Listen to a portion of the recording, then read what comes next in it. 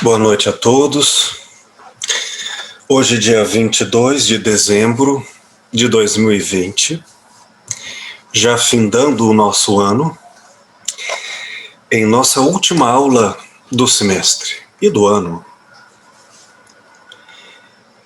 Essa noção de 2020 pandemia, a noção de pan, a noção de coletividade, a noção de universalidade em âmbito global,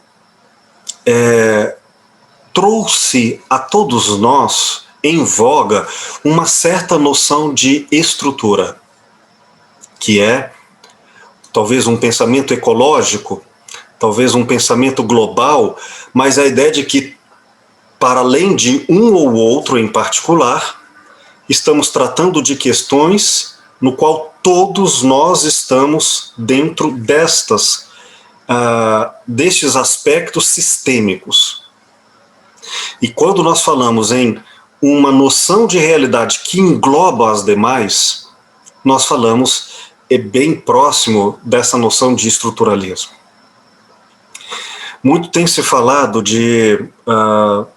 desse estruturalismo numa espécie de pensamento ecológico, como se houvesse alguns discursos como estes.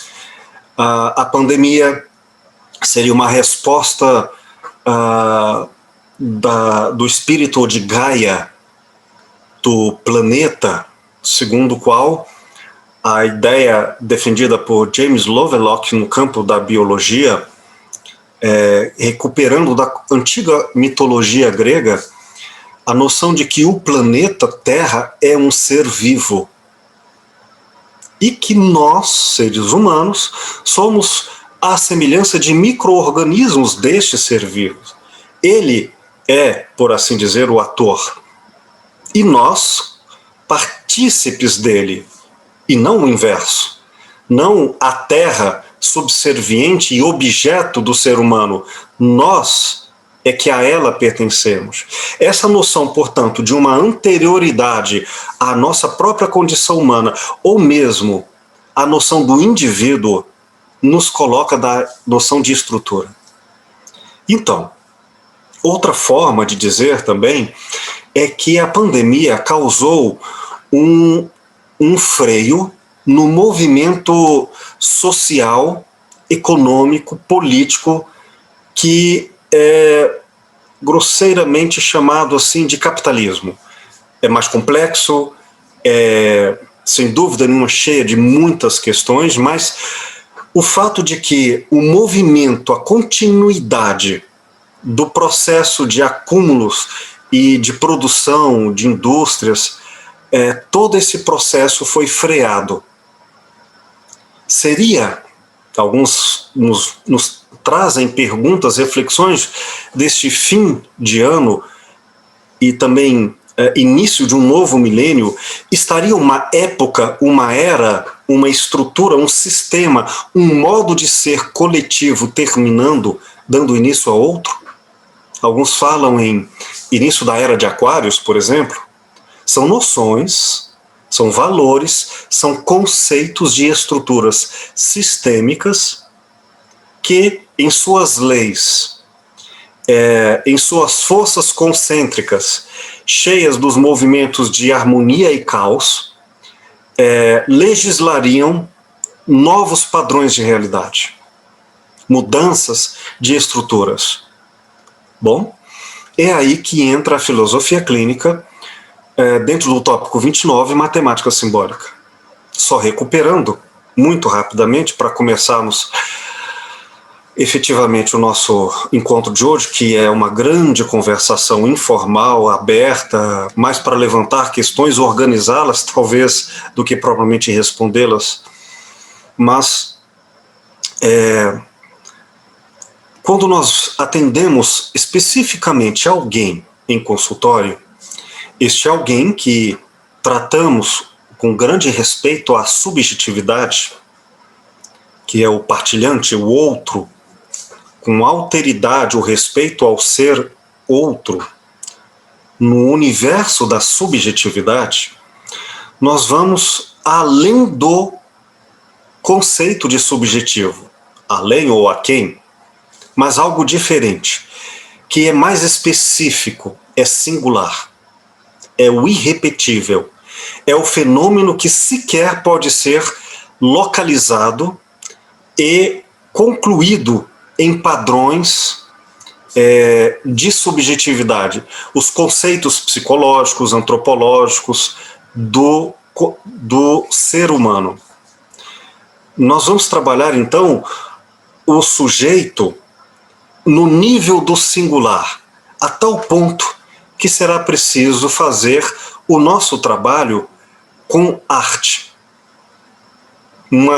Toda uma construção metodológica para podermos trabalhar com grande potência o fenômeno da singularidade. E para isso, nós fazemos, entre outros recursos, basicamente uma colheita da historicidade para entendermos fenomenologicamente como esta pessoa, em sua característica irrepetível, como esta pessoa perspectivou o conjunto das suas vivências no mundo. Tal como ele se lembra, tal como ele articula, tal como ele memoriza ou fabrica, mas seja como for, como ele dá uma espécie de crença de autoria da própria vida e diz, eu, e narra a sua história. Seja uma história com grandes elementos biográficos, falando das suas próprias vivências, numa espécie de narrativa do eu, ou seja, falando dos outros, da sociedade, de coisas, sejam como for e quais forem, na perspectiva dela. E aí nós temos uma historicidade. Essa historicidade, ela tem, para ser bem compreendida, que ser constantemente comparada e associada às bases, aos estudos do mundo em torno no qual essa pessoa está situada, que é a referenciação bastante objetiva das categorias de localização existencial da pessoa no mundo. E são 5. O assunto, desde o imediato, as primeiras queixas, até o último, que vai se pesquisar e localizar como centro mais potente da sua autenticidade, onde as questões que na pessoa estão próximas a algo como a semelhança de uma essência dela, e que potencializar ali, tratar ali, é tratar do íntimo e do mais forte e promissor que mobilizaria a pessoa ao melhor de si mesma. O assunto. Outra característica que pertence à localização da pessoa no mundo, a partir da sua narrativa da historicidade, são as circunstâncias específicas, pontuais, que vão surgindo ao longo da sua história. Situações, problemas que só fazem sentido quando contextualizadas. No ambiente, no tempo, no transpassar das situações, nas relações, às vezes, de causa e efeito, por afinidade, mas uma relação entre a pessoa e o meio. É nesse sentido que as circunstâncias vão sendo pesquisadas até se aproximarem do assunto último. De todas as circunstâncias, aquelas que gravitam em torno dos problemas que promovem, seja a potência da autenticidade, ou nos permitem entender para melhor tratar e cuidar do outro nos seus nós existenciais, nos seus conflitos, nas suas maiores dificuldades, as circunstâncias que nos importam saber, mais do que as demais, são aquelas que envolvem o assunto último. Outra característica que advém do mundo em torno, para então entendermos melhor a narrativa da historicidade do partilhante, é a noção de tempo, como esta pessoa calcula, mede as transformações íntimas dela com o que acontece lá fora com os outros. A noção de tempo, numa mescla entre o tempo objetivo, comum aos outros, do relógio, e o tempo subjetivo nas mensurações de muito ou pouco, esses advérbios temporais, e que nós vamos aprendendo a entender da maneira como, comparado ao tempo objetivo do relógio, o que é muito ou pouco para ela, segundo o assunto último. Igualmente, a categoria lugar. Categoria, vocês sabem, é uma forma de organização lógica do mundo, de tal forma a separar por assuntos, por temas, a fim de abordarmos com profundidade específica. E a noção de lugar é igualmente reinterpretado entre o lugar objetivo e o lugar subjetivo. As mensurações, como o partilhante faz.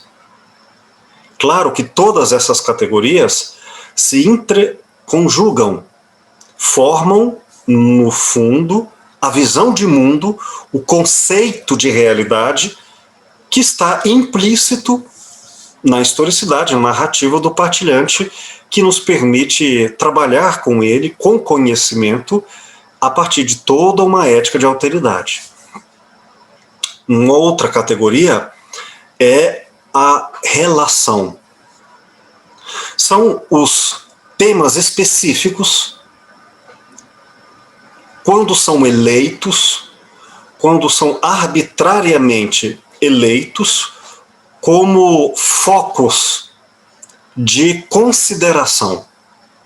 Por exemplo, uma pessoa, em seus múltiplos aspectos da vida narrada, se nós elegermos em relação ao casamento, por exemplo, o tema felicidade, sucesso,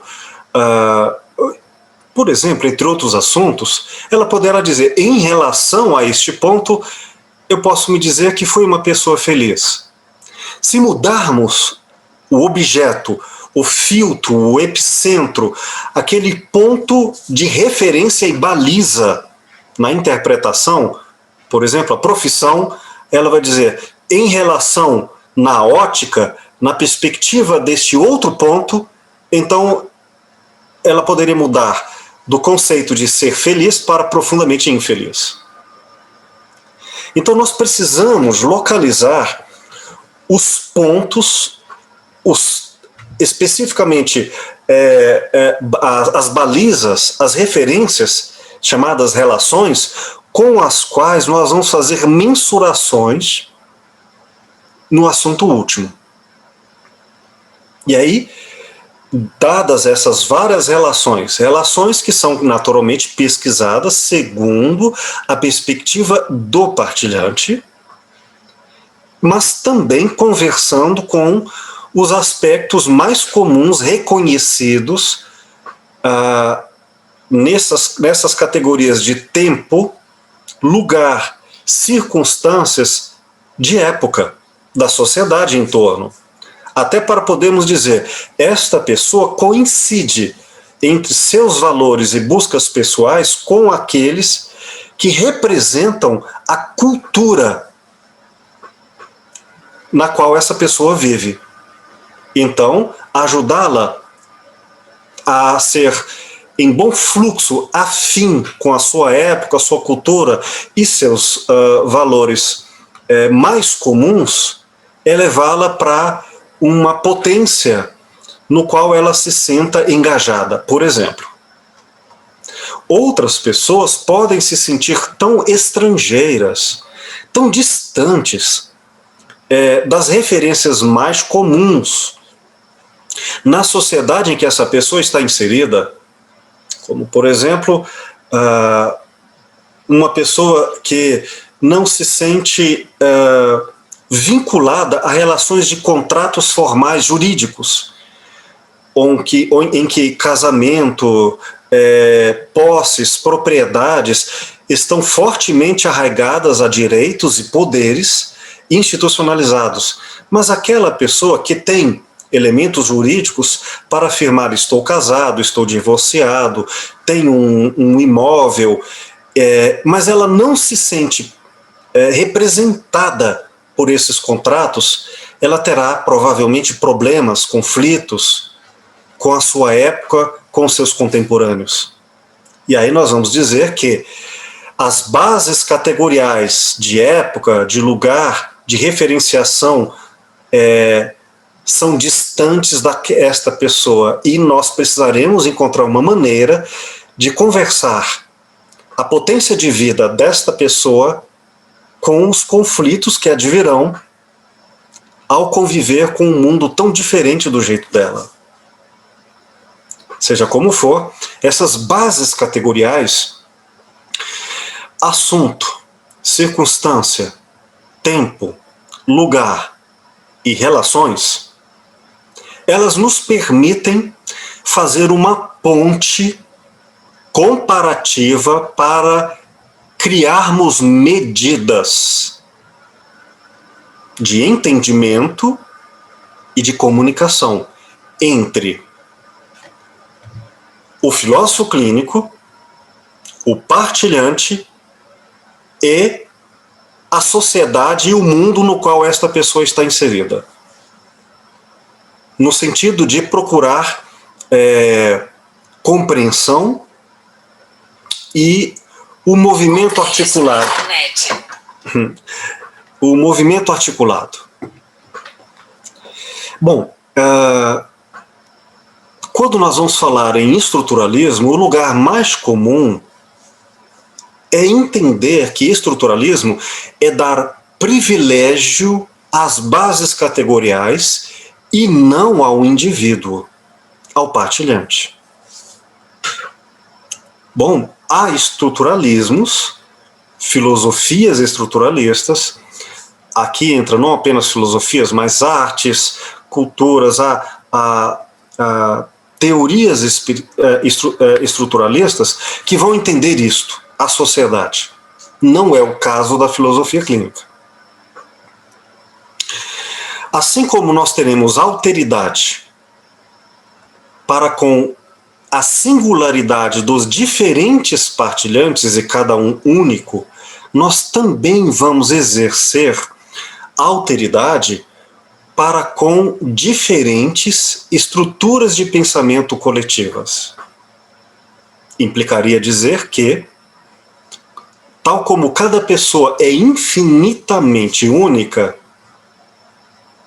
e 7 bilhões de pessoas, nós teríamos 7 bilhões de infinitos, também diríamos há infinitas estruturas de pensamentos coletivas.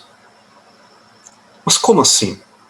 Não infinitas como se procurássemos eleger quantitativamente uma seguida à outra, mas falarmos em matizes, falarmos em gradações, e aí para fazer um dos conceitos comparativos, apenas para facilitar a linguagem, nesse universo tão sensível e subjetivo e às vezes metafórico, que é o trabalho da terapia, sobretudo de uma terapia filosófica, vamos usar a noção de peso, ou de massa, né? E aí poderíamos falar em estruturas de pensamento mais pesadas ou mais leves. Às vezes com uma sutileza muito pequena, ou às vezes com um distanciamento gigantesco, causando um enorme contraste, ao ponto de dizer, esta estrutura de pensamento coletiva, ou chama uma estrutura de mundo, ela é muito densa. E vamos encontrar pessoas, por exemplo, que têm uma estrutura de pensamento individual tão leves e que vivem em sociedades, em estruturas de pensamento coletivas tão pesadas que essa pessoa sofre de um gigantesco conflito. Bom, é o inverso, né?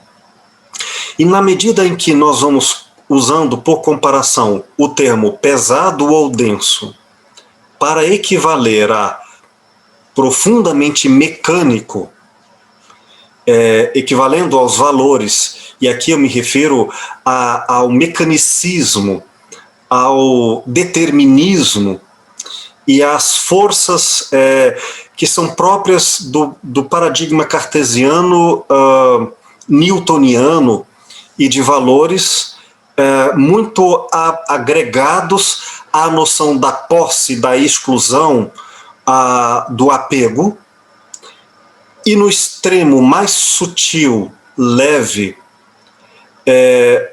estruturas sistêmicas, coletivas, menos presentes as noções, os conceitos de definições, de posses, de conceitos reducionistas ou absolutistas, e, por consequência, uma percepção e uma relação com o mundo, com o cosmos, mais intuitivo, numa relação muito mais amorosa, gentil, gregária, muito mais cooperada. E é claro, são tantas as considerações que poderíamos fazer, mas fazendo basicamente uma noção de horizontal, de movimentos entre o mais leve e o mais denso, nós encontraremos todas aquelas pessoas que tiverem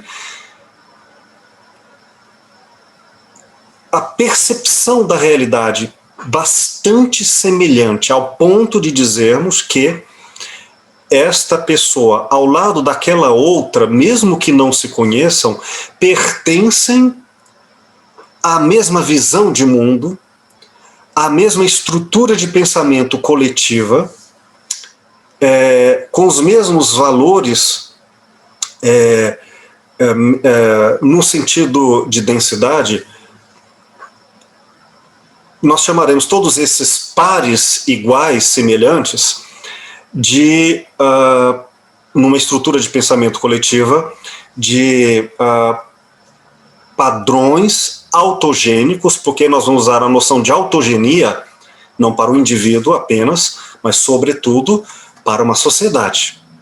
Então, padrões autogênicos horizontais, quer dizer, todos os seus equivalentes pares. E aí, agora, nós já podemos falar em uma medida terapêutica de condução, quando o assunto último, trazido pelo partilhante único, singular, traz ao consultório um conflito no tópico 29, isto é, continuamos com a visão fenomenológica, mas agora nós nos ocupamos com uma outra questão. Qual é o mais adequado mundo de sintonias, correlações, laços de afinidade, levando essa pessoa a se alimentar e alimentar, consequentemente, os seus pares, criando forças conectivas, malhas intelectivas, associativas, de tal forma que o indivíduo e o seu universo de afinidades encontre força gregária. E aí nós encontremos uma espécie de potência de autenticidade nessa, usando uma metáfora, nessa correnteza de sinergia. E quando nós encontramos um movimento na terapia que leva a pessoa a entrar em sintonia, a estrutura de pensamento individual com a equivalente estrutura de pensamento coletiva afim, nós encontramos uma força de sinergia tão forte, tão extraordinariamente potente, que no consultório vamos encontrar expressões como a pessoa dizer que as coisas fluem. Uma relação que pode até parecer do indivíduo para o meio, mas tanto faz, porque aí não há uma separação entre o que é dentro ou fora. Nós falamos em conexões na medida em que sejam sustentáveis, em profunda sintonia. Mas a pessoa e o seu equivalente mundo fluem, seja porque a pessoa encontra, ou seja porque ela é encontrada. E são tantas as considerações que são apenas levantamentos iniciais para os diálogos que virão agora. Tantas as conexões que, quando nós encontramos esses equivalentes pares, nós vamos fazê-lo no nível das chamadas estruturas sistêmicas.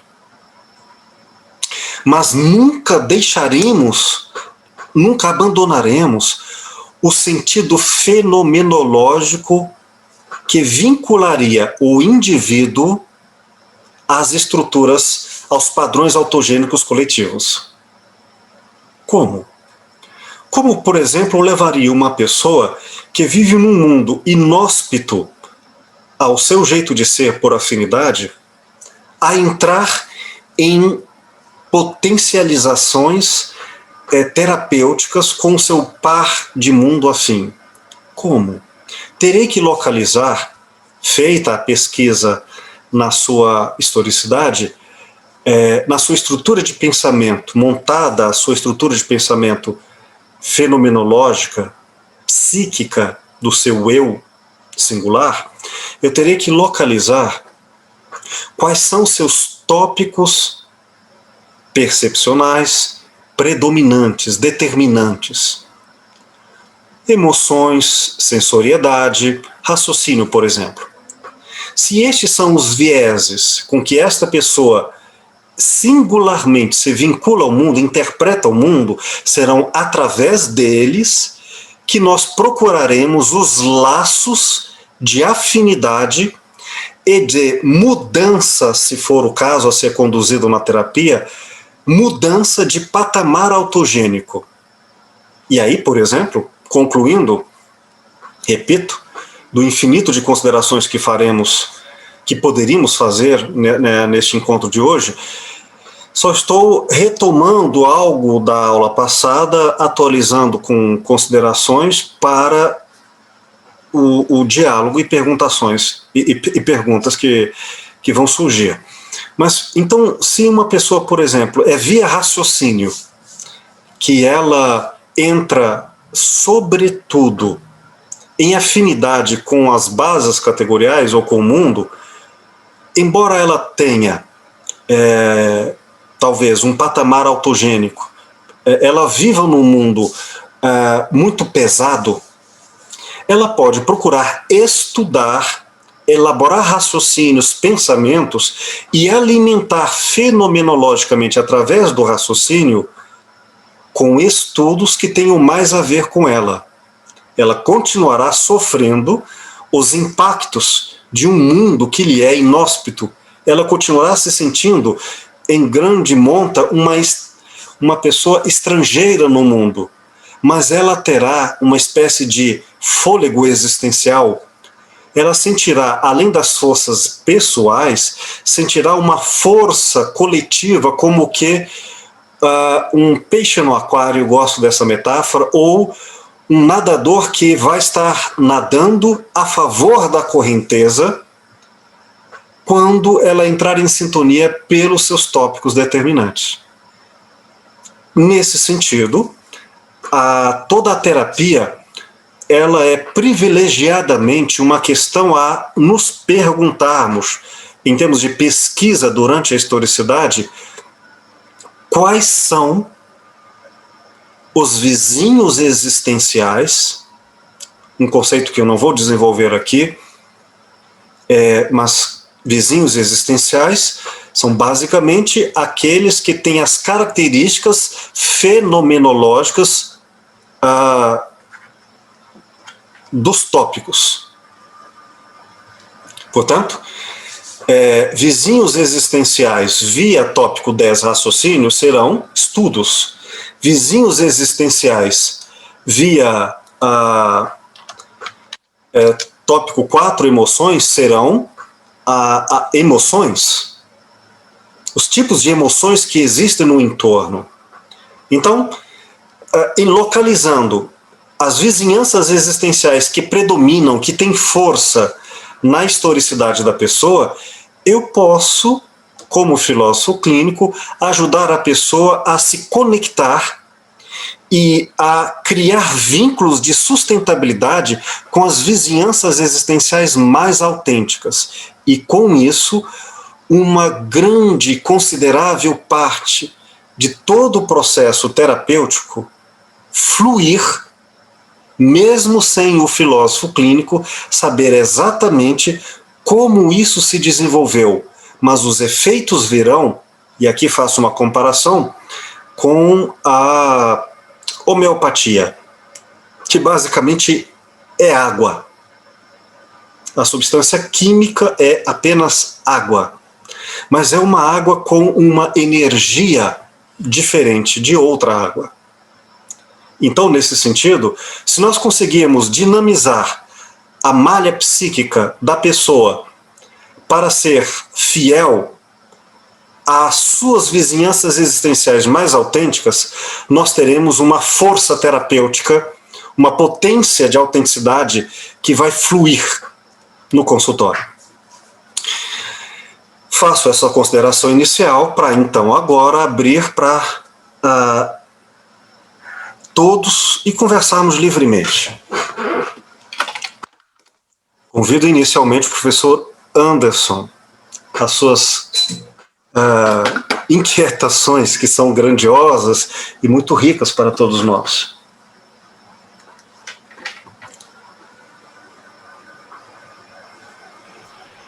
Professor Will, eu tentei hierarquizar aqui algumas questões, depreendendo, né, do que nós ouvimos esse tempo todo, ao longo do curso, e tentando percepcionar a filosofia clínica a partir dela mesma, como filósofo, né, ou como alguém que trabalha com a área. A primeira consideração que eu gostaria de colocar a você e aos colegas, né, que estão bem mais adiantados, já atendem, é a seguinte. Para mim, eu fui seduzido ao longo da filosofia clínica, do estudo da filosofia clínica, pela fenomenologia, e ela ocupou praticamente todas as minhas preocupações. Quando eu me deparo com o estruturalismo no final, né, eu faço uma retrospectiva do começo. Né? E aí eu vou percebendo, por exemplo, que, na verdade, quando eu tenho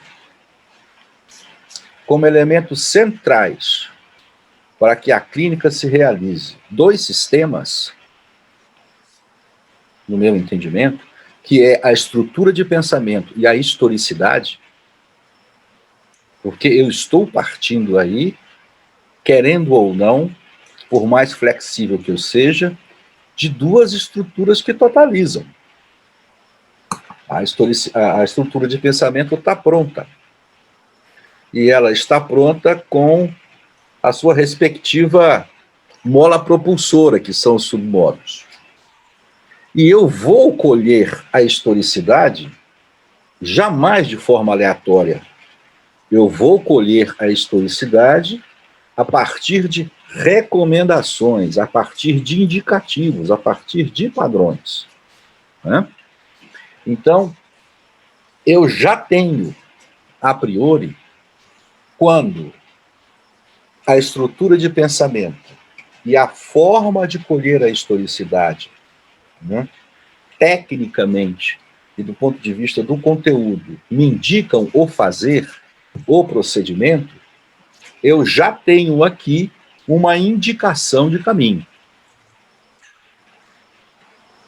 E isso vai me permitir, né, de forma artesanal, movimentar-me nessas duas estruturas a partir do partilhante.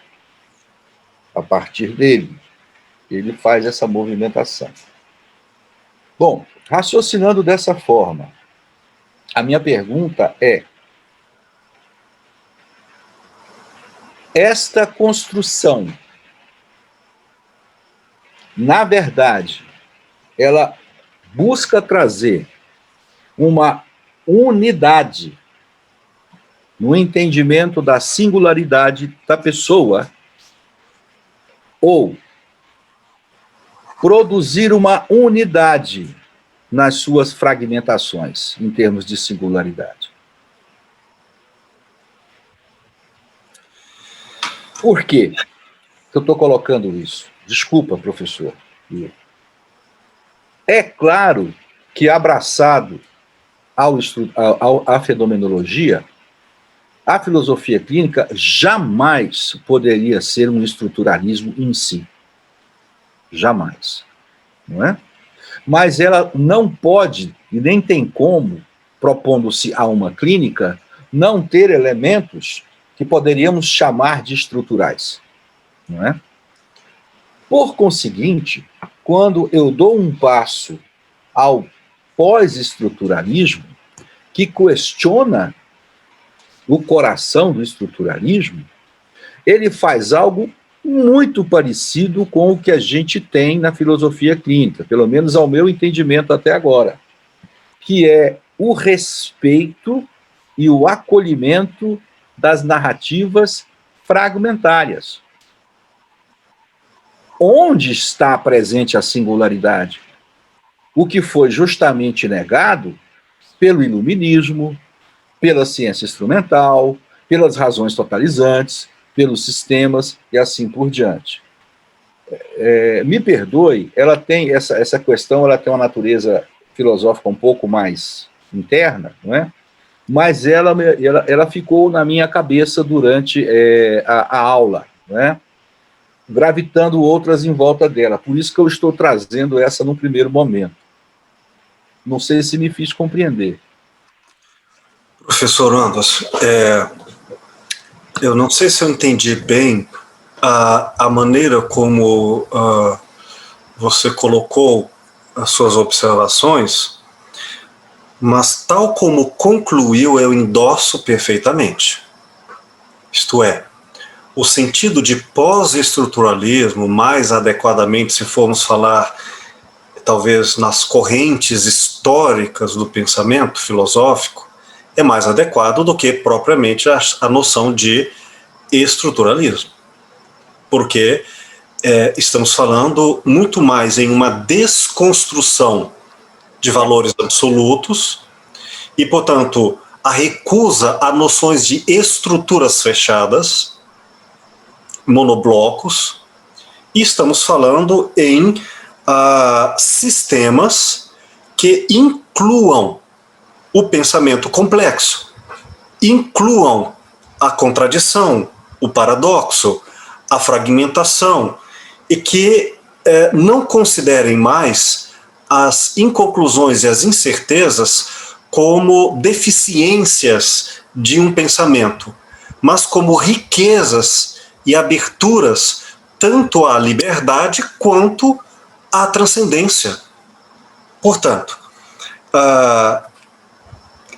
quando nós vamos falar em estruturas de pensamento, no sentido ecossistêmica, existencial, até certo ponto nós vamos falar, sim, por força de época, em questões humanas. Quer dizer, a pessoa trazendo suas demandas pessoais, seus sentimentos, seus eus problematizados no mundo.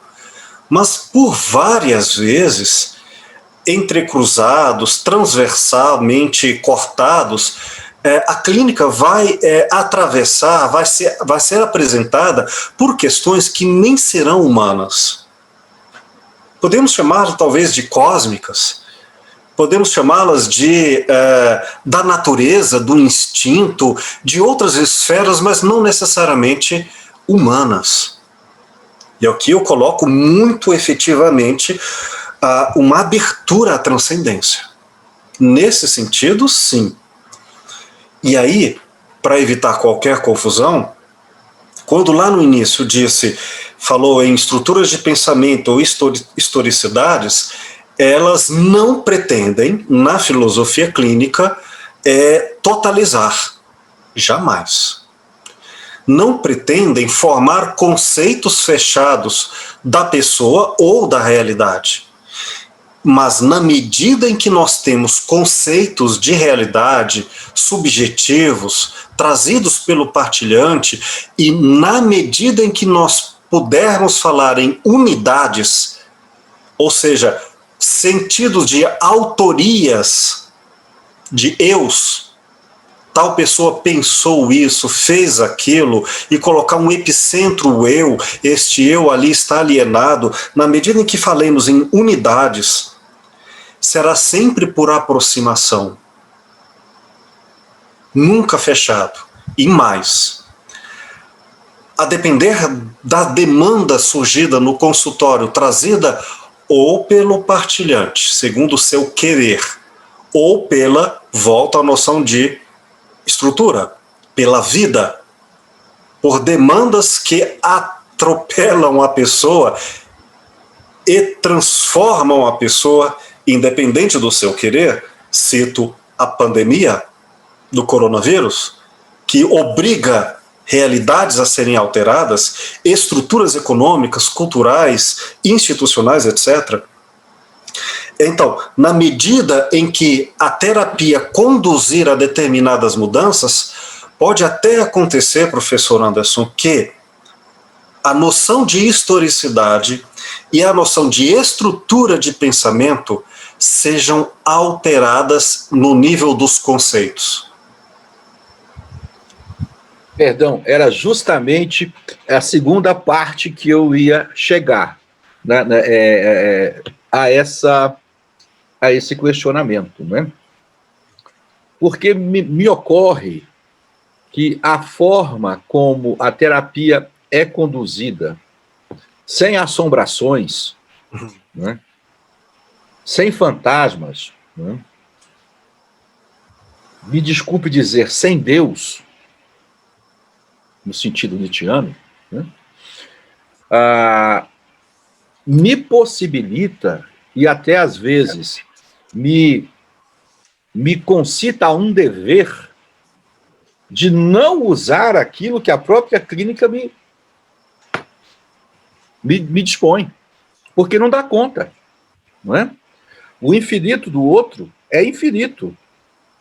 E necessariamente aquilo que eu entendo que possa ser um mecanismo, uma ferramenta e até mesmo uma arte que possa dar conta daquela situação, pode não dar. Uhum. Não é? E aí, se eu não tenho esse entendimento, eu fico na mão. Porque é aquilo, quando eu não sei o que fazer, o que eu recorro, eu corro para o manual.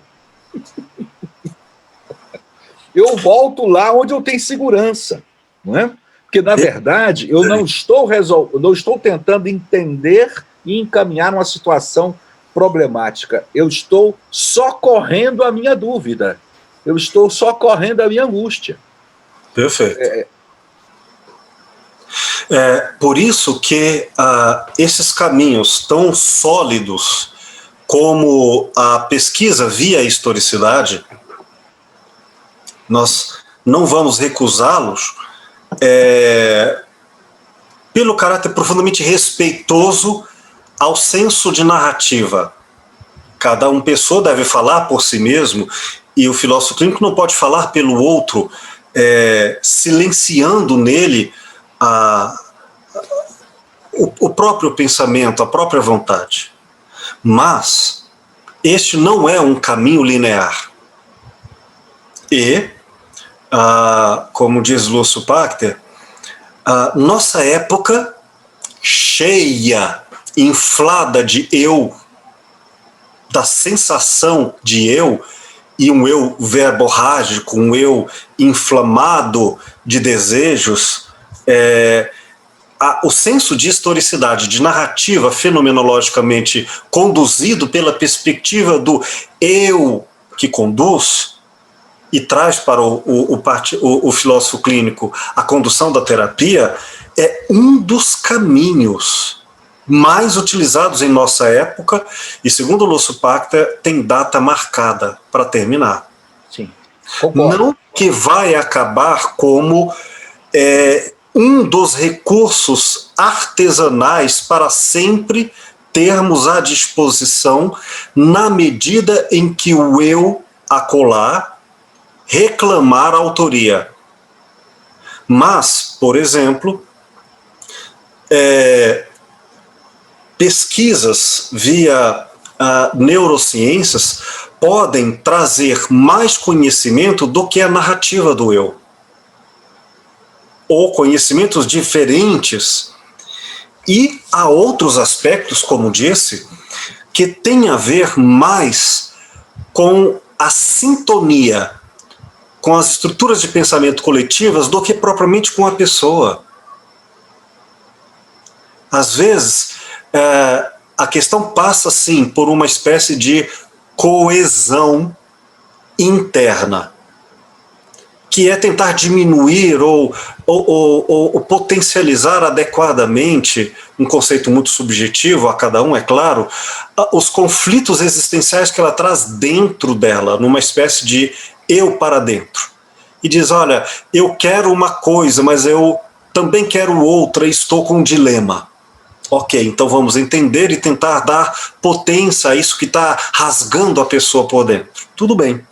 Só que às vezes isto, que vem pela historicidade, narrada pelo eu, não tem que ser tratado pelo eu.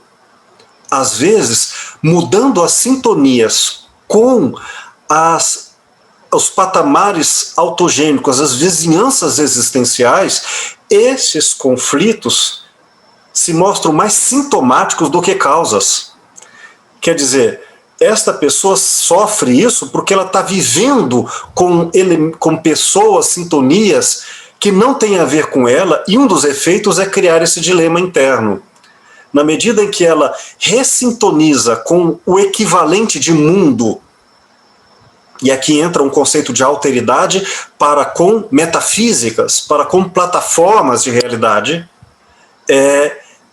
seria essa estrutura que trata a pessoa, e não ela e o terapeuta nela, em seu interior. Então, historicidade e estrutura de pensamento são elementos de época que nós estamos trabalhando. Mas, por exemplo, determinadas formas de culturas gregárias, tribais, indígenas, que não têm uma espécie de historicidade do eu, não é pelo caminho da narrativa da historicidade que a clínica vai ser feita. O caminho vai ser feito pela pesquisa justamente das bases categoriais e pelos elementos ecossistêmicos do que pela narrativa da historicidade. É só um exemplo. Perfeito, professor Will. Essa era, como a sincronia é interessante, né? Caminha justamente para o terceiro ponto que eu levantei na aula anterior, justamente a partir de abordagens de alguns pensadores atuais, como o Giuseppe Galimberti, Os Novos Vícios e os Vícios Capitais. Não sei se o senhor chegou a trabalhar essa obra, não é? E ele coloca questões interessantíssimas que vão ao encontro de muitos assuntos que nós tratamos na filosofia clínica ao longo desse semestre, não é? E é justamente esse ponto que você tocou que é extremamente interessante, que às vezes eu me pergunto muito sobre isso. Muitas vezes o conflito, ele não é, segundo esse autor, eu acho que ele tem alguma razão quando ele coloca isso, bastante razão, nós muitas vezes entendemos o conflito no eu, no indivíduo, na singularidade. Mas o que ele diz? Você deu um exemplo muito bom das culturas ancestrais e das tribais. E quando ele nos faz ver, por exemplo, que nós retornamos às tribos hoje, que nós estamos cheios de tribo para tudo quanto é lugar, e que a forma como a humanidade, né, se relaciona com as condicionantes que existem hoje, ele substitui o entendimento dos antigos vícios ou pecados capitais por tendências coletivas. Ele diz exatamente isso. O que pode se identificar hoje, né, num sem número de comportamentos, e aí ele trabalha muito com a juventude, são tendências coletivas, e aí ele elenca 7: consumismo, conformismo, sociopatia, sexomania, denegação, vazio e tantos outros. Ele diz, olha, isso está presente nas minhas clínicas, ele é psicanalista também, independente, pode ser, não sei se cabe essa expressão, mas não é tão ortodoxo, né? E ele traz essas questões. Ele diz, na verdade, quando eu me deparo com determinadas situações do consultório, eu não estou me deparando necessariamente com o conflito do eu, ou da singularidade, eu estou me deparando com tendências que a pessoa não percebe. Mas isso está presente na filosofia clínica. Quando, por exemplo, eu me ancoro nas bases categoriais, quando eu me ancoro, quando eu não me escravizo, né, apenas por uma narrativa que muitas vezes a própria pessoa não soube apresentar. Porque eu vejo que ela está fragmentada. E muitas vezes não é ela que fala. Olha, um exemplo... perdão, professor, continue. Não. Muitas vezes não é ela que fala, né? É uma tendência falando. Exato. É uma tendência falando. Um exemplo fácil de ver é quando, às vezes, a chegada de uma pessoa, sem falar nada, sem nenhuma expressividade corporal, em termos de linguagem articulada, a presença dela causa um constrangimento e a manifestação sintomática nas pessoas do ambiente. E ao que eu estou me referindo? Aquilo que eu vou chamar de energia.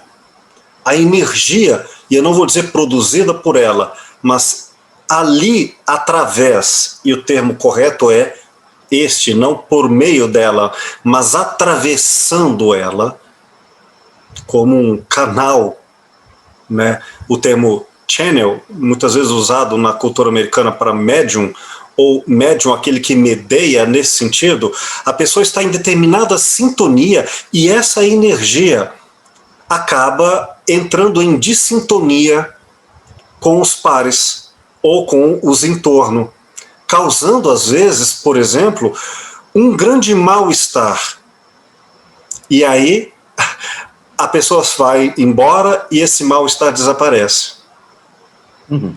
E há pessoas que nesse sentido são tóxicas e outras pessoas que nos curam. E olha que coisas curiosas, porque há pessoas que fazem muito mal, no sentido de causar mal-estar, porque são pessoas profundamente boas e generosas. Mas tal sintonia causa dissintonia e causa desagregação com aqueles que estavam sintonizados com energias mais densas. E não estamos falando em pessoas com seus problemas pessoais. Estamos falando em pessoas cujos problemas pessoais são decorrentes das energias em torno. E aí eu volto a falar em energias no sentido estruturalista. Quer dizer, repito, o estruturalismo é um sentido aqui muito amplo. A forma mais adequada de o que eu quero citar por estrutura são essas concepções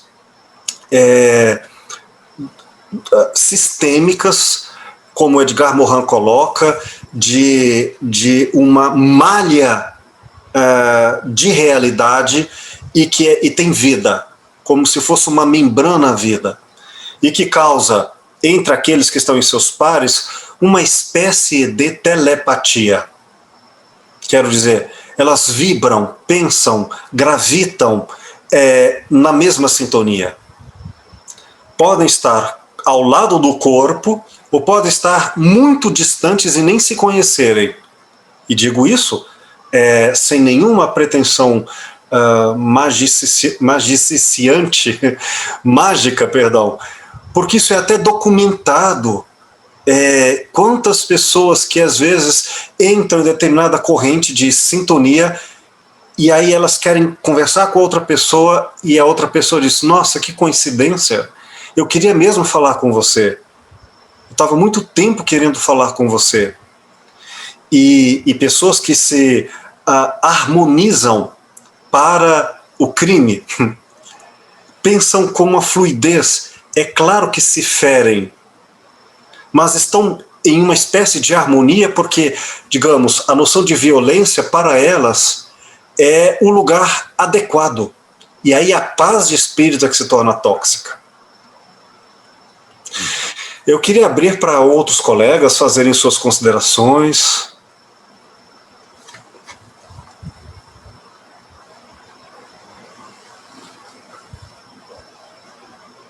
Professor Cadu, professor Anderson. Eu tenho duas questões um pouco mais filosóficas e algumas de consultório. Eu vou começar pelas mais filosóficas. Na sua opinião, podemos dizer que uma estrutura pode morrer?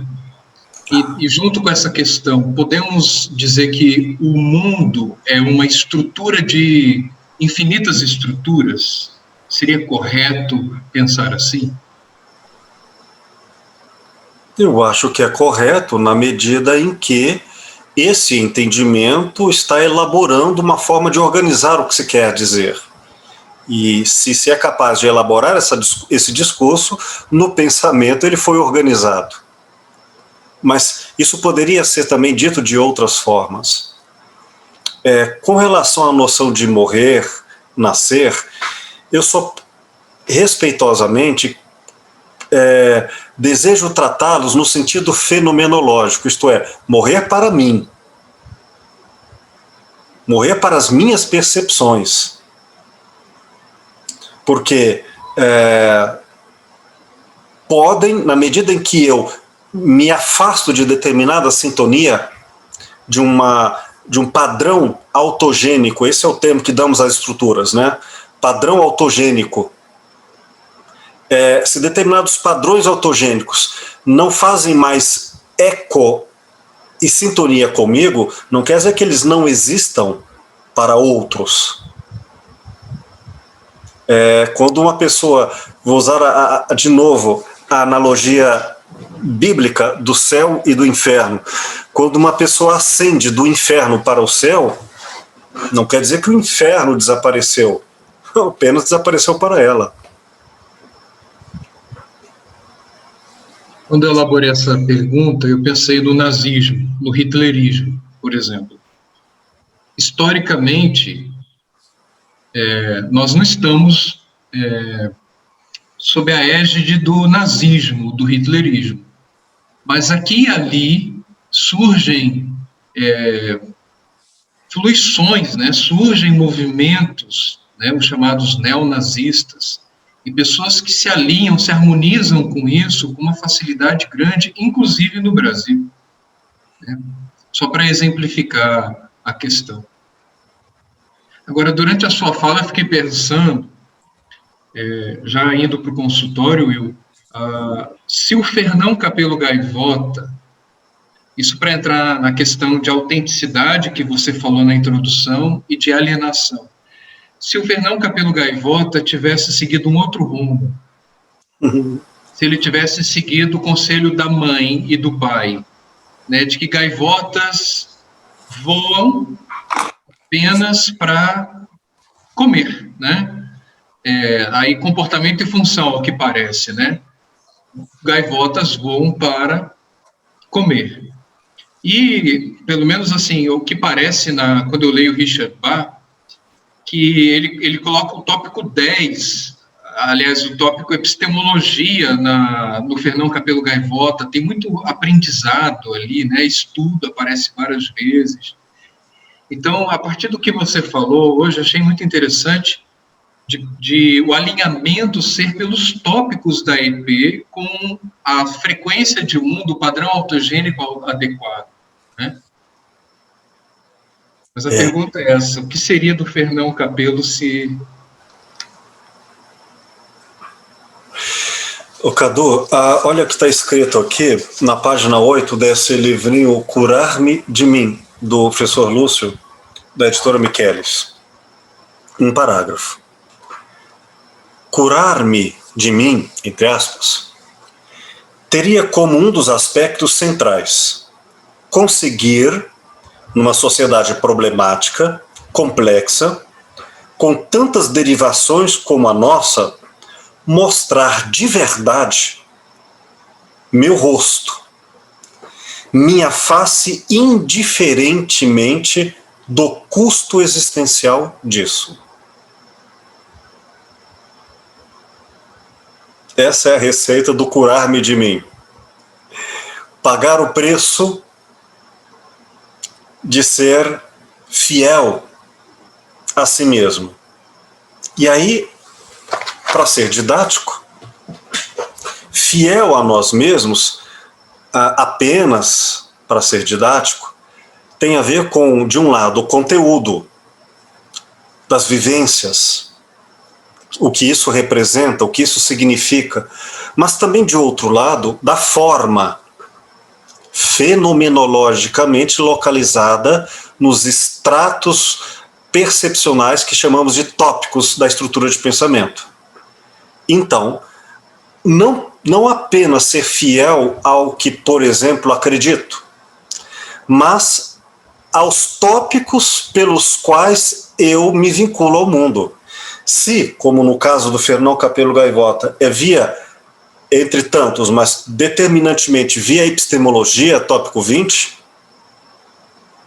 então ele tem que conhecer, ele tem que aprender para ser fiel.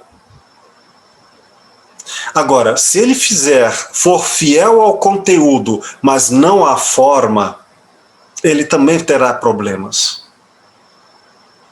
Então, Cadu, respondendo a sua pergunta, duas hipóteses, né?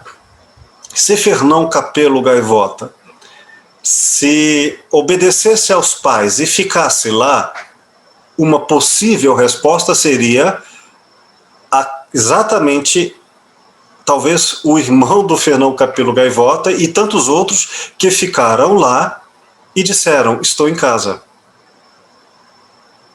E se isso foi ser fiel a si e em sintonia com seus afins, ok, foi curado, entre aspas, foi potencializado em sua autenticidade. Mas, se for transcender e se afastar daquele mundo e ele permanecer, lamentavelmente, isso irá implicar em formas desastrosas, provavelmente muito dolorosas, de automutilação, doenças, ou outras formas terríveis de sofrimento por alguém que trai a própria consciência. E aí seria o equivalente ao oposto, não curar-se. O que você quer converter? Como é que chama isso aqui do celular que responde pela gente? O Google Assistente. É o Google Assistente. Não seria o curar, mas seria o adoecer-se, usando essa analogia.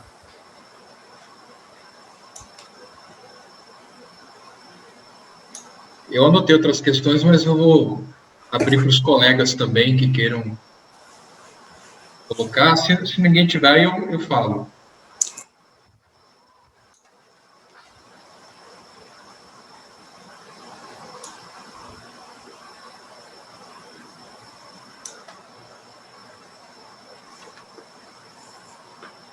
Uma pessoa no consultório, ela manifesta para o filósofo clínico que ela quer migrar de mundo. Ela quer um estilo existencial mais leve. Mas percorrendo a historicidade dela, dados divisórios e toda a metodologia próprias da filosofia clínica, o terapeuta percebe que esse desejo não é tão autêntico assim. Como proceder? Ela é mais mecânica, toda a vida dela foi mais mecânica. Essa é uma questão que me vem.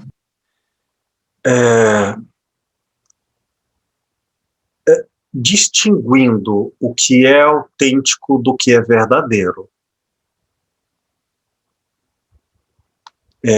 O autêntico é uma pesquisa que não implica em um universo estático, mas é uma espécie de diapasão entre o mais alto e o mais baixo, um campo existencial no qual ela está no seu mundo. Lúcio Pacta costuma citar muito, mais ou menos esse exemplo. Uma pessoa que é costumeiramente educada para os padrões de época, mas que, vez ou outra, tem um problema qualquer no amarrar o sapato, no pagar as contas, e acaba perdendo a paciência, quebrando os pratos, xingando, e perde a paciência e fica demonstrando um evidente contraste com aquela pessoa cordata quase sempre. Então, é importante observar que o que é autêntico, num caso como esse, é procurar o melhor, o mais pacífico dos seus movimentos, mas incluir nesse universo, dentro do diapasão, a certeza de que ela não está tão, digamos, tão leve e elevada quanto ela imagina. E trazer para ela esse universo do conflito, da desarmonia, desse mal-estar, como algo que também pertence a ela, e não naturalizar no sentido de desrespeitar, mas incluir isso no processo do si mesmo. Quer dizer, é como se ela universalizasse no sentido amplo e dissesse, olha, se de um lado você vai procurar sempre ser a pessoa mais calma que puder, é natural que um dia ou outro a gente perca a paciência, xingue mesmo, e depois peça desculpas, porque fica aquele clima ruim, e recupera o seu caminho. Quer dizer, entender que isso faz parte de um processo no qual esses altos e baixos estão dentro de um diapasão. Então, a autenticidade implica esse reconhecimento do diapasão e foge a qualquer custo da ilusão de um assunto imediato, que é uma espécie de higienização ascética que quer que a pessoa fique permanentemente, a qualquer custo, isenta de nervosismos ou de, raivas. Na medida em que isso é naturalizado, quero dizer, na medida em que isso é incluído no diapasão da autenticidade dela, o que ela faz? Ela tem mais generosidade com as próprias faltas, e diz, olha, se eu não sou tão boa pessoa quanto eu imaginava, então que esses meus desvarios me ajudem também a compreender os desvarios dos outros. Olha só, uma forma gentil de lidar com as próprias quedas sem ficar lá com vergonha e culpa. Seja como for, é importante que a gente não faça julgamentos apressados, imaginando que uma pessoa é, segundo um papel existencial, à semelhança eles são dos temas fundamentais para nós sempre nos lembrarmos. o cuidar do cuidador, né? O filósofo clínico, que é uma pessoa que no consultório tem a fala tão educada, é uma pessoa bem vestida, está no consultório, no espaço dele, parece ter palavras de tanta sabedoria, e esse mesmo terapeuta, de vez em quando, faz umas coisas que Deus me livre, né? Que dá para a gente ter vergonha da gente. E aí o que a gente faz? A gente pensa, não, mas isso nos humaniza, isso nos torna também seres profundamente generosos conosco e com os outros. Quero dizer, vamos evitar fazer julgamentos que escolham fotografias estáticas e não movimentos que incluam um certo diapasão que respeitam as nossas contradições. Eu gostei muito do vice-conceito do diapasão. Até porque nós temos uma crença no equilíbrio, né? Os meios religiosos, pelo menos os que eu frequentei, tem muito discurso da questão do equilíbrio. Quando alguém traz o equilíbrio, eu falo assim, eu só acredito no equilíbrio do surfista. Tem altos e baixos, e muitas ondas nessa frequência aí. Obrigado, Will. Obrigado, Cadu. Professor Anderson, suas inquietações, por favor, nos demova. Traga o espinho para o pé. Eu estou na mesma posição do Cadu, para que os colegas também, né, possam estar perguntando. A gente tem vários colegas participando aí. Se não houver nenhuma questão, eu tenho sim gostaria de ouvir o seu comentário sobre algo que também me ocorreu na aula anterior, eu anotei. Por favor. E mais uma vez você colocou aí. Aproveite e coloque. Se não me engano, por outras vezes, você citava o professor Lúcio no que diz respeito à pesquisa sobre o cérebro. Ok. E a força que essas pesquisas têm nos dias atuais, e que elas acabarão trazendo elementos importantes que poderiam até substituir determinados conceitos ou ideias que temos sobre procedimentos, até mesmo clínicos, né? Se é que pode-se assim dizer. No entanto, eu percebo também e vejo de uma maneira muito interessante e diferente a transversalidade e a transpessoalidade, recuperada na filosofia clínica a partir do indivíduo, da pessoa, e não a partir das tradições ou das religiões. Aí eu vejo uma grande diferença e vejo uma grande novidade também, né? E percebo que, ao mesmo tempo que há esse profundo interesse, esse profundo movimento por dissecar o cérebro e desvendar os seus segredos, tirar o véu de Ísis, né? Tem, por outro lado, uma preocupação que não é dissecadora, que não é científica, que não é diagnóstica, né? De sentir, perceber uma série de vidas, uma série de manifestações que sempre estiveram conosco, que são tangíveis porque nos movimentam, não é? Mas que nunca se deu a menor atenção a isso, trazendo, portanto, a alcunha de religião, de espiritualidade, ou seja lá o que for, justamente para não se mexer nessa área. E eu vejo isso muito forte mesmo. Eu tenho acompanhado as aulas, eu ouço com muita atenção os depoimentos do Cadu sobre isso, né? Outros colegas também fazem observações nesse sentido, né?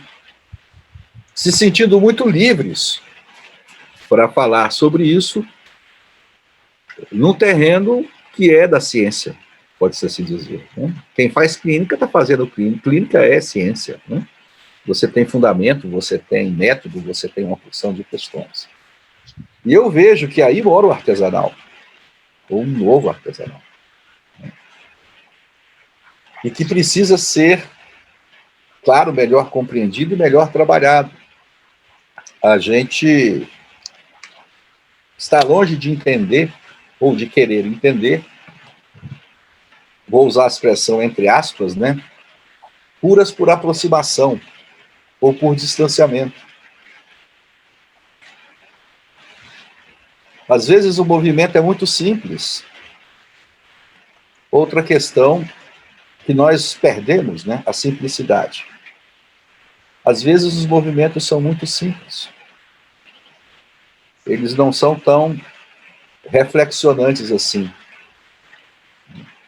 E não tem outra forma de eu lidar com eles se eu também não for simples.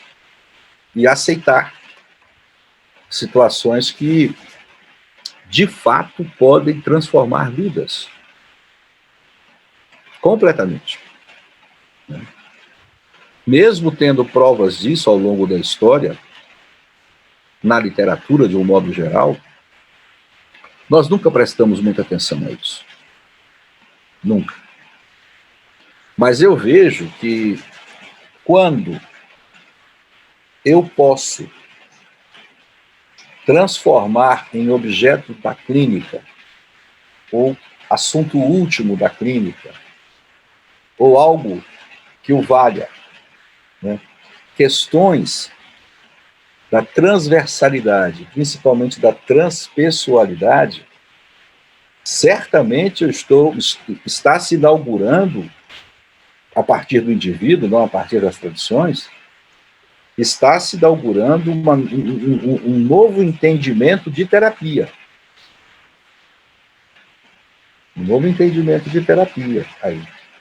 Concordo. Né? Eu tenho pouca informação a esse respeito, mas me encanta a ideia da autogenia propulsionada pelo conteúdo intuição. Né? O respeito que se tem na filosofia clínica pela intuição e a importância que ela tem ao se tentar aproximar-se do outro e de si mesmo. Né? A minha pergunta é, no histórico da filosofia clínica, esse entendimento, ele é resultado de pesquisas, de autores, ou ele de fato foi sendo construído e ele surge, né, no desenvolvimento da clínica, na experiência da clínica, né? Isso já tem me não é incomodado, isso tem buzinado no meu ouvido há um tempo, né? A gente conhece um pouquinho da história do professor Lúcio, a gente conhece um pouquinho da sua história também, né? De alguns colegas que estão aqui, mas eu queria saber um pouco sobre isso, como é que surge isso? Professor Anderson, está em contínua transformação e construção, é intrínseco ao conceito de filosofia clínica, é claro. E, naturalmente, que a palavra, o termo composto filosofia clínica, que não nasceu com Lúcio Pachter, porém tem um sentido de aconselhamento filosófico diferente em outros lugares, mas quando falamos em filosofia clínica no Brasil, desenvolvido com Lúcio Pachter, esse método é inigual. E aí nós temos, assim, uma referência histórica, digo histórica no sentido biográfico, para, com certo, digo eu, com certo orgulho, ou em resposta ao academicismo vergonhoso brasileiro, que nós produzimos uma filosofia. O Brasil produziu uma autêntica filosofia que não está na história do pensamento filosófico em demérito com nenhuma das grandes produções filosóficas. Mas onde se insere esse universo da clínica, da terapêutica, enquanto filosofia? Já dissemos várias vezes que, desde os gregos antigos, o senso de clínica é uma busca pela autenticidade, e que ao longo de diferentes épocas, os desafios têm sido os mais diferentes. Começa lá entre os gregos, não apenas entre os socráticos, mas com a noção de morte e as angústias e toda essa busca, né, da noção terapêutica da filosofia como um profundo cuidado em, via filosofia, produzir um caminho pela verdade, um caminho pela busca do conhecimento.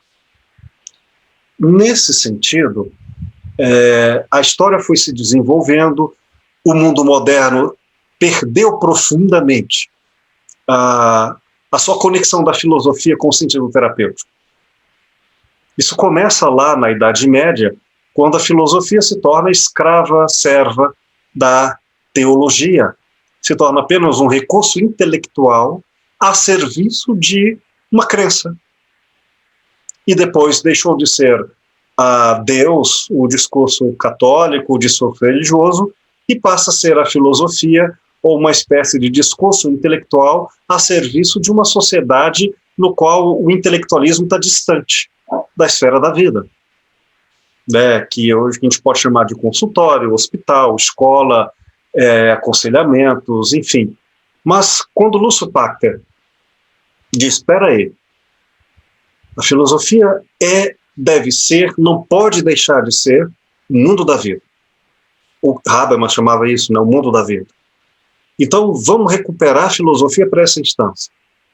E quando ele chama de clínica, e por clínica dá esse caráter artesanal, aí sim, aí, se me permite, eu vou dar a minha opinião, ele cria sim um método, que é o método da terapia da plasticidade no nível singular. Uma terapêutica que cuida artesanalmente de cada pessoa em sua singularidade. Isso é historicamente inédito. Não poderia ser antes, na história do pensamento, porque o conceito de subjetividade é muito recente, é do século XX, mas mais do que o de subjetividade, é o de singularidade. Quer dizer, não é uma teoria genérica do sujeito, não, é esta pessoa. E quando entra no singular, e agora eu aprofundo mais dentro desse campo do pensamento transpessoal, quando entra no singular, na terapêutica da singularidade, a gente reconhece, descobre, está diante no consultório, no atendimento, isso é clínica, mas clínica não é apenas consultório, é mundo da vida, portanto, é no próprio autoconhecimento. Na filosofia, a gente reconhece que o singular não é necessariamente humano. Como começamos a aula de hoje, a conversação de hoje, não se trata de tudo ser reduzido ao fenômeno humano. Há transcendência. Os filósofos pré-socráticos começavam a falar sobre a água, o fogo, sabe, o indeterminado. Depois a gente trouxe para o humano.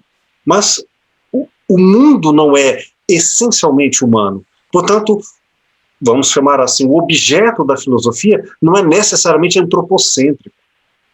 E quando falamos em transpessoalidade, nós estamos falando em uma espécie de característica do humano, como se disse, é tangível, a gente percebe, atravessa a gente, o fenômeno acontece conosco, a gente sente, e ao mesmo tempo transcende o ego, a psique, a instauração do eu. Então entre o eu e o não eu. Então, quando Lúcio Pachter cria uma filosofia clínica, ele está falando em um respeito à alteridade e um cuidado com esse outro.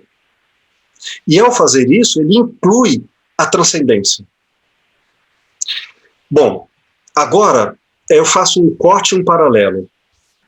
A chamada quarta onda das psicologias, a chamada geração transpessoal, é difícil criar uma referência fundante, são várias, Maslow, Jung, mas quando eles criam essa noção da transpessoalidade e depois do humanismo vão tentar trazer à terapêutica esse universo, criaram diferentes correntes, crenças ou postulados com os seus ideários estruturalistas, dizendo o que é o transpessoal.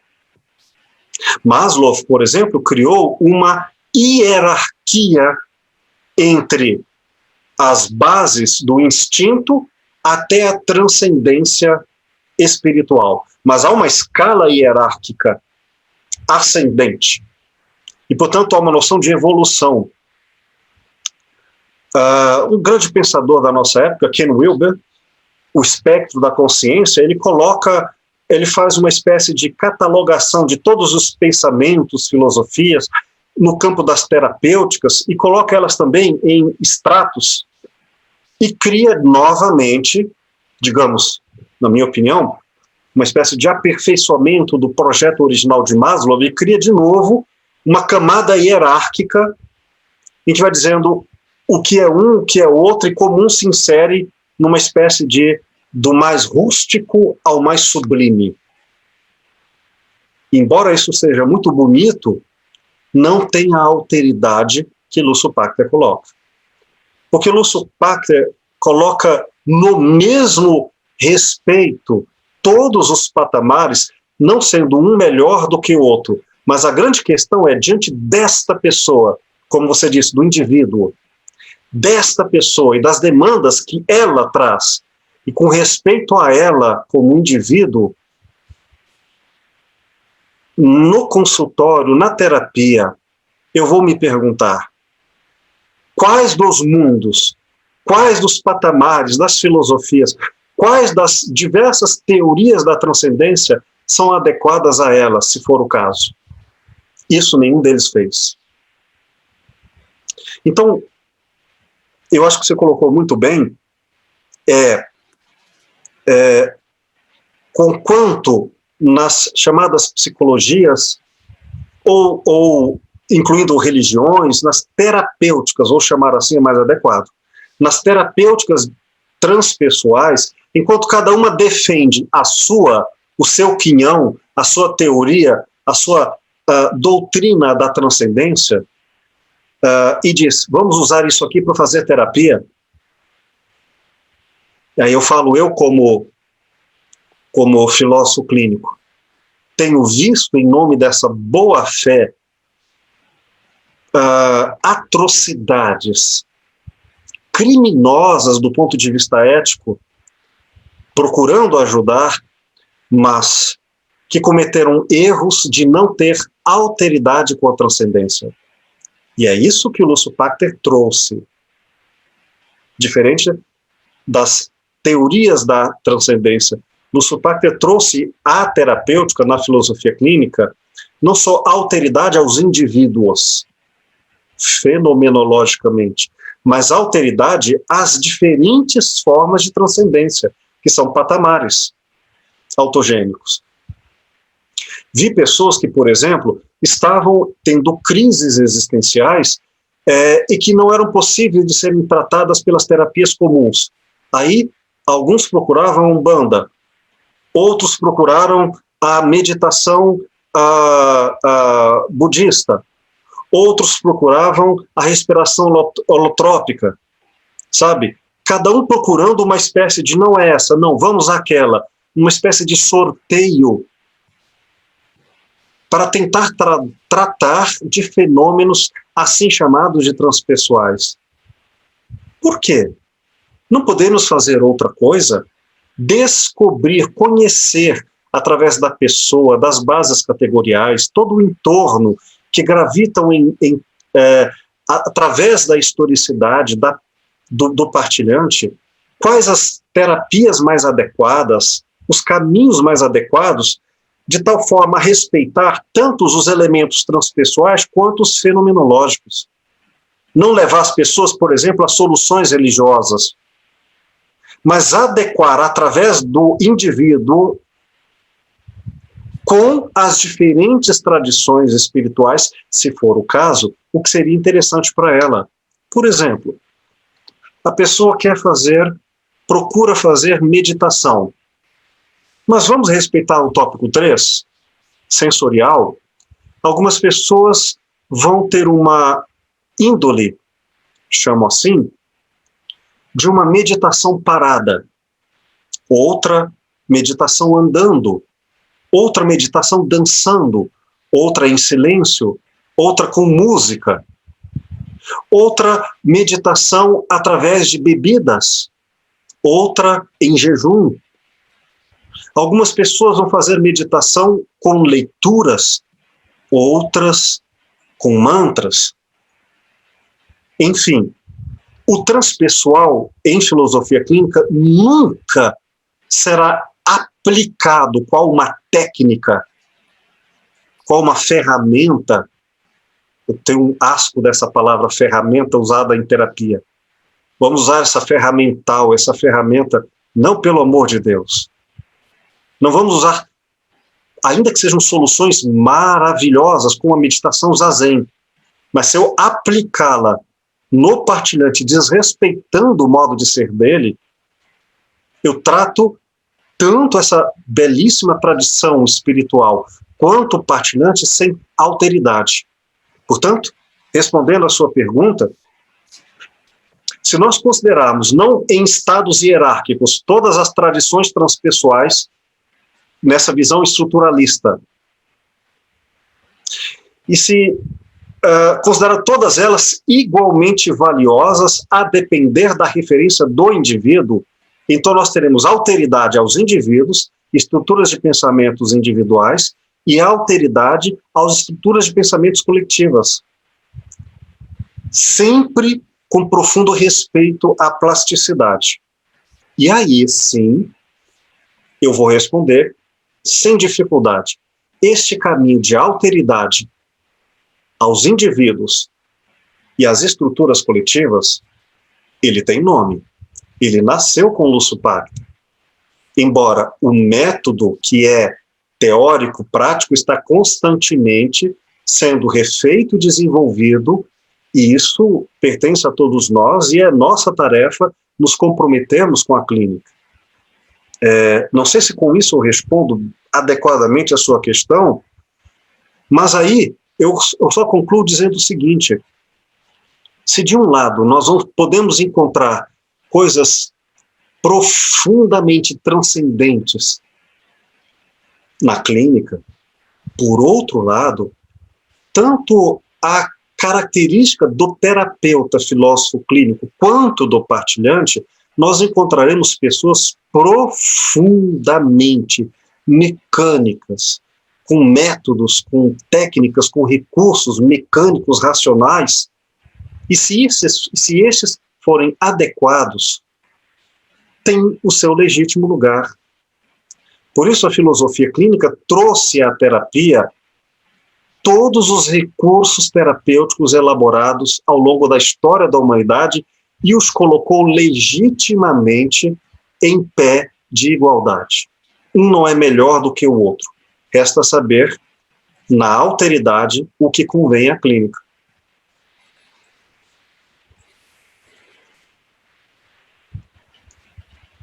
Está sendo gravado, né, Will? Pelo amor de Deus. Tá sim, querido. Que riqueza. Professor Anderson, consegui... Respondeu sim, professor. Não só respondeu, como acrescentou uma série de outros elementos muito importantes, que vão continuar me fazendo pensar muito. Já anotei aqui algumas questões que eu vou me ocupar delas nesse período de recesso. Com muito prazer e muita alegria. E pelo nosso horário, quero abrir aos colegas para considerações, para a gente ir já se encaminhando, não a um desfecho, mas apenas a mais um desses saltos para outros momentos retomarmos isso, né? E então, Cadu, como você estava dizendo, por favor, continue. Will, antes de... Não, aqui eu quero aproveitar essa sua fala respondendo ao professor Anderson. O Lúcio até prefere o termo sistematizador, né? Ele não se vê como fundador. Mas, na sua opinião, a novidade que ele traz não seria exatamente essa? Não é esse o grande legado do Lúcio Pachter? Essa alteridade para além da fenomenologia, mas a alteridade também com os sistemas, as estruturas, diversos padrões autogênicos, porque eu posso estar errado, mas isso parece inédito. E historicamente fenomenologia e estruturalismo, ou pós-estruturalismo, como possamos chamar, sempre foram pensamentos e equivalentes práticas antípodas, diametralmente opostas. E Lúcio os colocou em conversação por um critério que põe em forte interlocução a alteridade. Então, isso Lúcio Pachter fez de uma forma, salvo engano, mas de uma forma tão extraordinária, que em consultório, um filósofo pode ser profundamente, mas profundamente fenomenológico, quanto estruturalista, sem que uma não só não negue a outra, mas confirme, fortaleça e endosse a outra. Porque estamos diante de uma alteridade e patos, né? Um espanto para com o infinito eu, outro e mundo.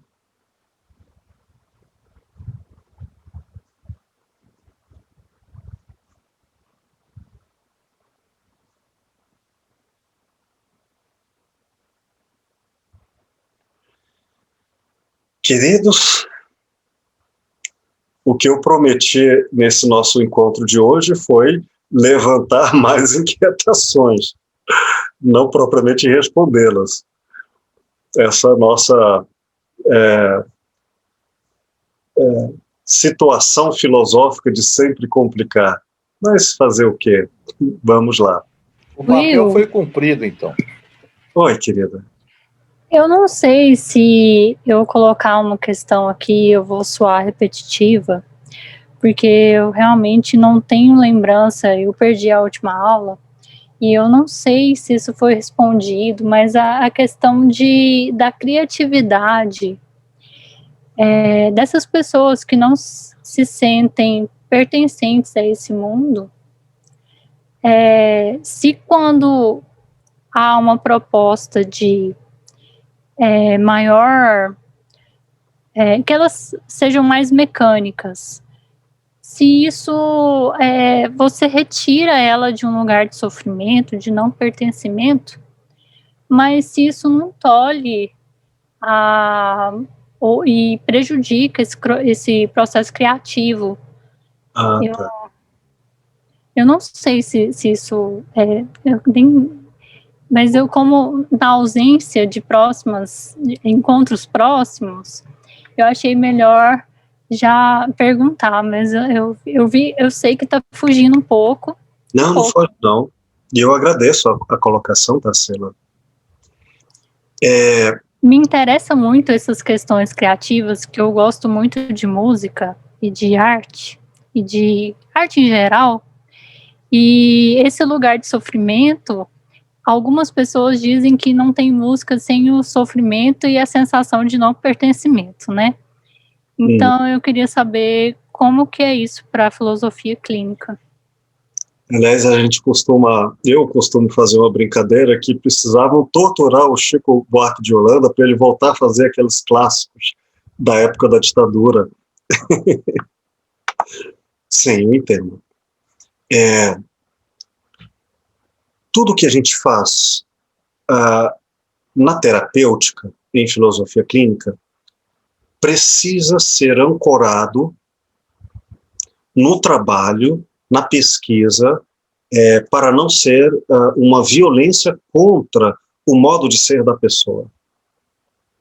Porque nossa terapia é fundamentada nessa prática de respeito ao outro, ao modo de ser dele. E somente com essa pesquisa que nós teremos, por aproximação, recursos para ajudar o outro naquilo que lhe for, como assunto último, propício para ele, desenvolvendo a sua potência de autenticidade. Aí, quando nós falamos em, por exemplo, a expressão criatividade, nós não podemos entender um conceito em si. Temos que compreendê-lo como um conceito segundo as bases categoriais, circunstâncias, o que é o assunto último, em relação a que aspectos que na historicidade do partilhante isso faz sentido. Por exemplo, uma pessoa pode ser profundamente criativa em um campo e não em outra. Então, eu não poderia dizer esta pessoa é ou não criativa, criando uma lógica disjuntiva de ou sim ou não. A resposta tem que ser circunstanciada. Em que condições a criatividade flui? E aí, nesse sentido, nós podemos, não é aqui jamais uma tentativa de concluir esse assunto, mas só mapeá-lo como a afirmar. Eis algumas zonas, regiões de possibilidades dessas respostas, tá? É um lugar existente, sim, conhecido, como você cita, notório, em que a criatividade acontece por força de certas compressões de sofrimento, subjetivamente entendido como sofrimento. E aí, a criatividade, como diz o ditado, é o que faz o sapo pular, é movido por uma premência, necessidade, sobrevivência. Quando nós falamos isso, nós falamos em relações, provavelmente de causalidade, entre criação e sobrevivência. Sabe? Como uma semente que em potência, para virar o ato de uma árvore, ela precisa morrer como semente e nascer como broto. Esse é um tipo possível de criatividade. Mas é claro que existem outros. Outros nos quais criatividade em nada seria associado a uma noção subjetiva de sofrimento. Ao contrário, se você causar sofrimento querendo promover criatividade em determinadas estruturas de pensamento, você vai matá-las. Percebe? Por isso que não há uma resposta única para virar uma teoria e transformar essa teoria em método rígido para todas as pessoas. Tudo vai depender não apenas de como o indivíduo estruturou essa noção de criatividade, e o que isso quer dizer para ela, assim como também em estruturas de pensamento coletivas, culturas inteiras assim. Mas a minha resposta muito clara a noção de sofrimento como promoção de criação não é a única possível, claro que não. Está claro essa noção? E também, só mais uma coisa, por mais que pareça ser uma palavra de época, uma palavra chamariz, dessas que deve estar nos conteúdos programáticos, nas emendas dos cursos, para ser desenvolvido nas pessoas, seria um erro também colocar isso como rigidez a ser aplicada, desrespeitando a alteridade. Porque há pessoas em que a criatividade fere, destrói a pessoa.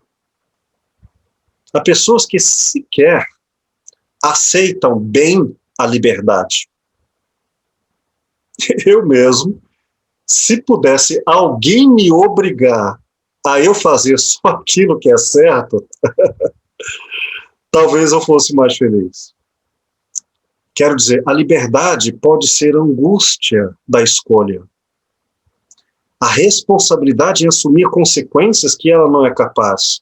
Então, o estado de criação pode ser deveras não penoso para criar, mas a própria criação ser algo que destrua a subjetividade, que fira a subjetividade da pessoa, e a pessoa vai dizer, eu não quero nada de criatividade, quero roteiro ponto, um script, e ai, que bom. Se possível, eu quero ver um filme em que eu não tenha a menor liberdade, eu quero entrar no início e só sair conduzido ao final pelo pensamento alheio. Seja no campo das emoções, da sexualidade, da economia, enfim, criatividade não é sinônimo de meta a ser desenvolvida, nem na clínica ou em qualquer pedagogia. Tá claro? Ajudou? Sim, ajudou. Acho que minha dúvida era mais a questão das pessoas muito verticais. Entendi. Pessoas, se você puxa elas desse lugar, se isso seria uma violação, e seria, né? Ah, sim. Essa noção de que viola o mundo. Mesmo ela estando nesse lugar no sofrimento, na produção criativa, que esse lugar proporciona ela a ter, né, essa criatividade, essa produção, e quando você puxa ela, mesmo que isso traga felicidade ou uma adequação, acho que a palavra certa é adequação, né, social, que você corte essa criatividade, essa produção que ela teria num outro lugar. Pois não há uma resposta prévia sem um profundo diálogo no sentido de aprendizagem com o outro. Por exemplo, Modigliani foi um pintor que só pintava profundamente bêbado. E morreu de cirrose. Quer dizer, até que ponto a arte, que era a sua vida, custava a própria existência? Entende? É uma situação que eu não ousaria responder sem estar diante dele, e ainda que eu queira, no meu ideário, não poderia eu desrespeitar o modo de ser do outro. Eu não me lembro agora o nome de um filme que conta a história de um violonista, grande musicista americano, que foi encontrado por um jornalista, e esse jornalista ficou, meu Deus, esse homem não é um homem comum, ele tocando na rua, e quis muito ajudá-lo, e retirá-lo da rua, dar-lhe banho, e através de medicações, levá-lo a ter um apartamento, conforto, tratamento, sabe? E aí sim ele se engajar em uma orquestra e todo esse projeto de bem-estar social. E na medida em que ele vai alcançando mais ou menos esse sonho do jornalista, que é uma espécie de salvação daquele andarilho, ele sente saudade de voltar à miséria da rua, no estado da penúria, inclusive da fome. E o jornalista queria que algum assistente social obrigasse ele a tomar medicações psiquiátricas para que ele fosse compulsoriamente levado à criatividade, à produção. E a resposta dada pelo assistente social é: nós não violentamos o outro para que ele seja produtivo numa noção de indústria da arte, indústria da inteligência, indústria, sabe, da criatividade a qualquer custo. É um filme muito bonito que traz essa polêmica, e não há uma resposta única para todas as pessoas. Algumas dirão: que bom que você me tirou daquele estado de penúria, e outras será o caminho oposto. Tá certo, era isso. Obrigado, Will. Mas a gente voltará a conversar sobre isso oportunamente, sim. Eu agradeço a sua partilha. A resposta é a plasticidade e o respeito profundo ao jeito do outro, mesmo que a gente, pessoalmente, não fique contente com o que vê no outro, mas nunca sem respeitá-lo. Até a noção do que é respeitá-lo também não é imediatamente fácil, porque não é um pensamento racional, às vezes, que vai me dar a resposta do que o outro quer.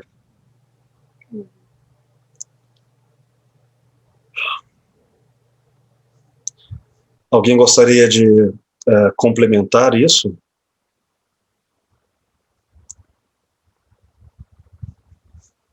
Essa resposta?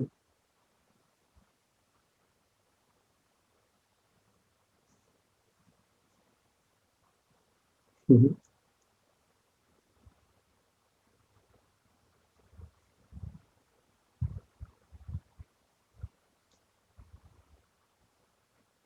Um de cada vez, gente, para não ter briga.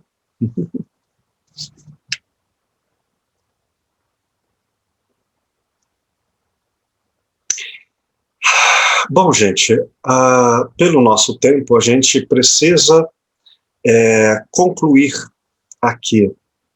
Mas eu agradeço muito paciência de me ouvirem, levantar questões, e este ano que conclui, 2020, como eu disse a vocês naquele recadinho que entreguei a vocês no grupo da turma, eu refaço com muito amor no coração, que é o meu desejo que este ano que se finda nos renasça melhores. 2020 foi difícil, 2021 vai reivindicar de nós muitas transformações, e eu creio, é minha fé, que essas transformações serão expressões do nosso melhor. E esse nosso melhor, seja como for, no mistério infinito disso, guardem a convicta certeza que eu lhes oferto de meu coração. A Casa de Estudos Francisco de Assis, nosso espaço nosso abrigo para amizades, para os cuidados, para os cursos, para os encontros, vai se redobrar em outras dimensões para que a gente possa dar mais frutos. Eu, de minha parte, quero estar mais disponível para vocês. Agradeço muito a todos vocês, foi um semestre com certeza difícil, mas também eu sou muito grato pela oportunidade que tivemos de partilhar juntos essa caminhada.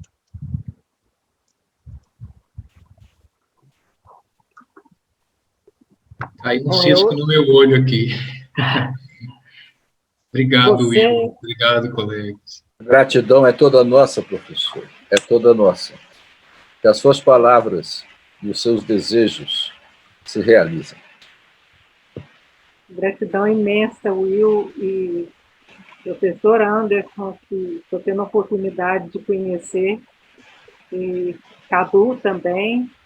Eu acho que é tão engrandecedor a gente assistir os debates propostos por vocês, e eu fico, gente, Que surra de cultura é essa?